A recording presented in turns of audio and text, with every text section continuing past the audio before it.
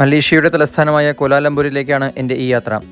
വെറും 24 മണിക്കൂറിനുള്ളിൽ ഈ നഗരം ചുറ്റിക്കാണുകയാണ് എൻ്റെ ലക്ഷ്യം. കൊച്ചിയിൽ നിന്നും 7,000 രൂപയിൽ താഴെയുള്ള നിരക്കിൽ ഇവിടേക്ക് വിമാന ടിക്കറ്റ് ലഭ്യമാണ്. കൂടാതെ 2024 മലേഷ്യ സന്ദർശിക്കുവാൻ ഇന്ത്യക്കാർക്ക് വിസയും ആവശ്യമില്ല. ഏറ്റവും ചുരുങ്ങിയ ചിലവിലും വേഗത്തിലും കോലാലംപൂർ എക്സ്പ്ലോർ ചെയ്യാൻ പറ്റിയ വഴി അവരുടെ റെയിൽ നെറ്റ്വർക്കാണ്. മോണോ റെയിൽ ഉൾപ്പെടെയുള്ള റെയിൽ നെറ്റ്വർക്കാണ്. കയ്യിൽ മലേഷ്യൻ റിങ്കറ്റ് ഉണ്ടെങ്കിൽ ടിക്കറ്റ് എടുക്കാനുള്ള എളുപ്പവഴി പുറത്ത് സ്ഥാപിച്ചിരിക്കുന്ന ടിക്കറ്റ് വെൻഡിംഗ് മെഷീനുകളാണ്.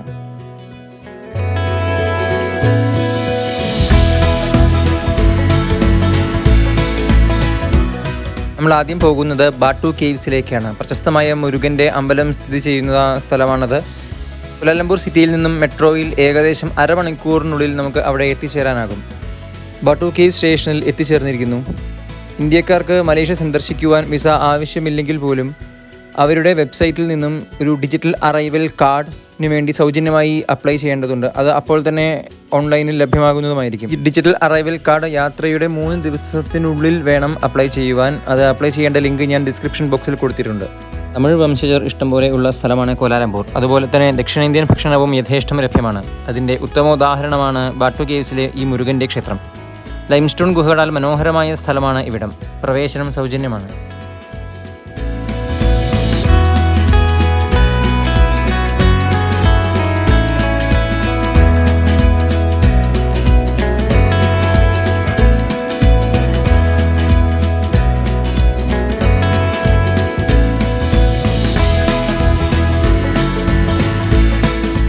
പടികൾ കയറിയാൽ നമുക്കിവിടെ ഉയരത്തിൽ സ്ഥിതി ചെയ്യുന്ന ക്ഷേത്രത്തിനകത്തെത്താം.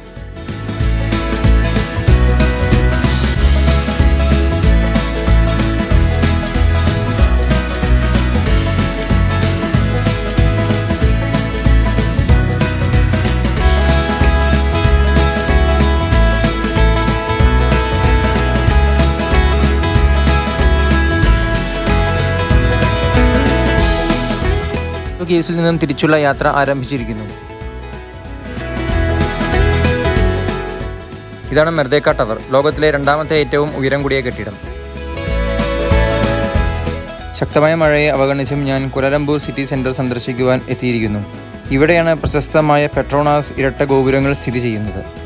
മെട്രോയിൽ ആണ് വരുന്നത് എങ്കിൽ KLCC മെട്രോ സ്റ്റേഷനിൽ ഇറങ്ങിയാൽ ഇവിടെ എത്താം. KLCC സൂര്യ ഷോപ്പിംഗ് കോംപ്ലക്സിനുള്ളിൽ ആണ് ഈ മെട്രോ സ്റ്റേഷൻ സ്ഥിതി ചെയ്യുന്നത്. ഒരു കാലത്ത് ലോകത്തിലെ തന്നെ ഏറ്റവും ഉയരമുള്ള കെട്ടിടങ്ങളായിരുന്നു ഈ പെട്രോണാസ് ഇരട്ട ഗോപുരങ്ങൾ. ഇപ്പോഴും കോലാലംപൂരിനെ ഈ കെട്ടിടങ്ങൾ പ്രതിനിധീകരിക്കുന്നു.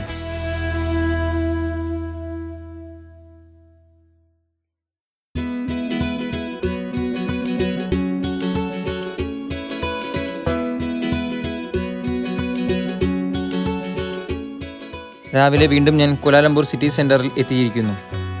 ഈ കാണുന്ന ഗോ KL ടൂറിസ്റ്റുകൾക്ക് വേണ്ടിയുള്ള ഒരു hop on hop off bus ആണ്.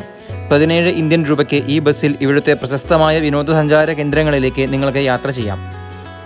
വളരെ മികച്ച രീതിയിൽ ഡെവലപ്പ് ചെയ്ത ഒരു സിറ്റിയാണ് കോലാലംപൂർ എന്ന് നിസ്സംശയം പറയാം.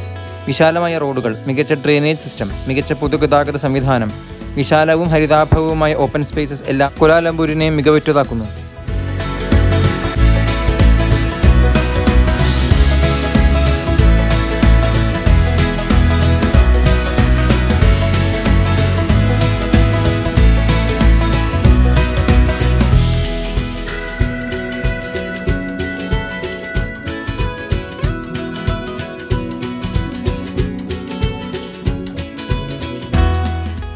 പെട്രോണാസ് ഇരട്ട ഗോപുരങ്ങൾക്ക് മുകളിലും സന്ദർശകർക്ക് കയറാം. ഏകദേശം 700 ഇന്ത്യൻ രൂപയാണ് ടിക്കറ്റ് നിരക്ക്.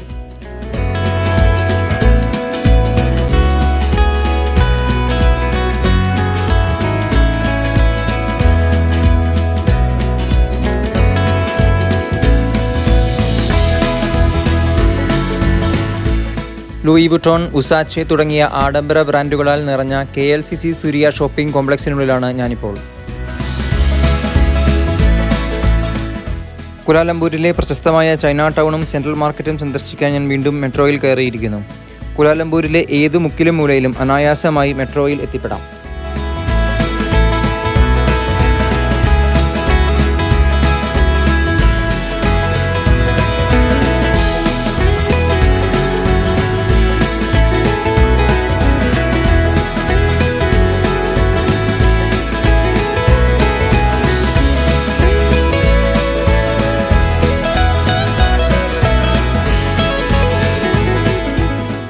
കുലാലംപൂരിലെ തെരുവുകളിലൂടെ.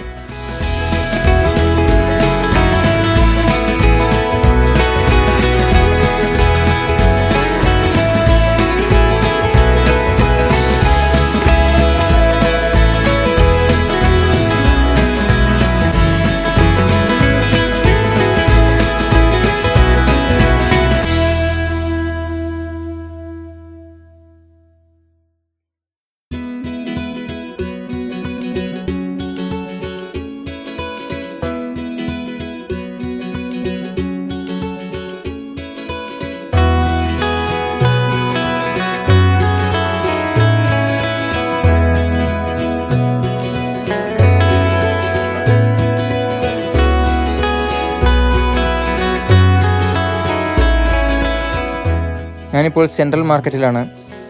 വളരെ പഴക്കം ചെന്ന ഒരു മാർക്കറ്റാണ് എന്നതാണ് ഇതിൻ്റെ പ്രാധാന്യം. എന്നാൽ ഒരു സാധാരണ ഷോപ്പിംഗ് ഡെസ്റ്റിനേഷൻ മാത്രമാണ് ഇത്. ചൈന ടൗണും ഒഴിച്ചു കൂടാനാവാത്ത ഒരു സ്ഥലമൊന്നുമല്ല. കുറച്ച് കൗണ്ടർ ഫിറ്റ് പ്രൊഡക്ട്സിൻ്റെ ഡിസ്പ്ലേ മാത്രമാണ് ഇവിടെയുള്ളത്.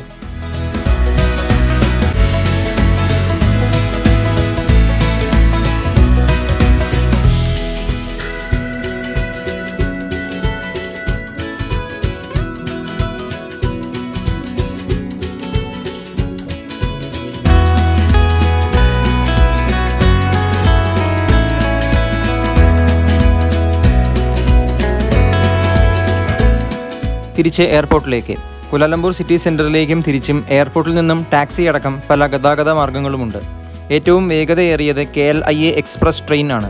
ഏകദേശം 700 ഇന്ത്യൻ രൂപയാണ് ടിക്കറ്റ് നിരക്ക്. അരമണിക്കൂറിൽ എയർപോർട്ടിൽ നിന്നും സിറ്റി സെൻറ്ററിലേക്ക് എത്തിച്ചേരാൻ സാധിക്കും. ഏറ്റവും ചിലവ് കുറഞ്ഞ മാർഗ്ഗം ബസ്സാണ്. 200 ഇന്ത്യൻ രൂപയിൽ താഴെ 1 മണിക്കൂറിൽ എയർപോർട്ടിൽ നിന്നും സിറ്റി സെൻറ്ററിൽ എത്തിച്ചേരാം.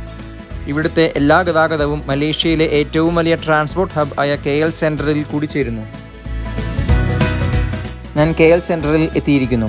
KLIA എക്സ്പ്രസ് ട്രെയിൻ ഇവിടെ നിന്നാണ് ആരംഭിക്കുന്നത്. ഞാൻ ബസ്സിലാണ് പോകുന്നത്. താഴത്തെ നിലയിൽ നിന്നുമാണ് ബസ് പുറപ്പെടുന്നത്.